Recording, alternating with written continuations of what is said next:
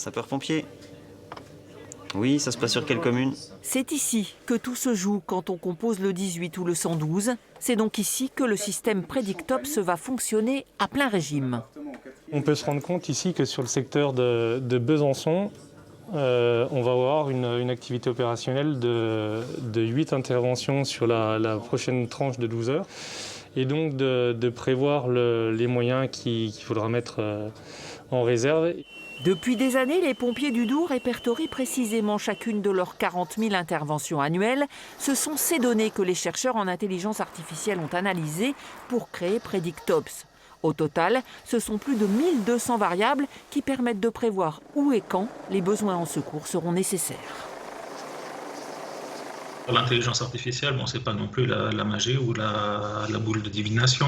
On peut prédire jusqu'à une certaine mesure des choses qui sont prévisibles.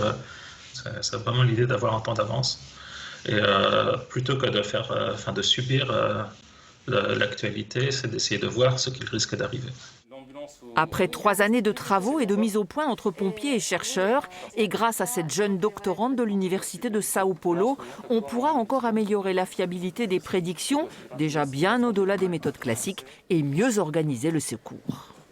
On arrive à prédire une activité et à savoir potentiellement combien de victimes en état grave, par exemple, on va devoir traiter dans la prochaine heure, dans les 2 heures, 3 heures, etc. L'intérêt, c'est que notre ambulance, plutôt que de partir de la caserne, elle parte du quartier, là où va potentiellement arriver l'arrêt cardiaque.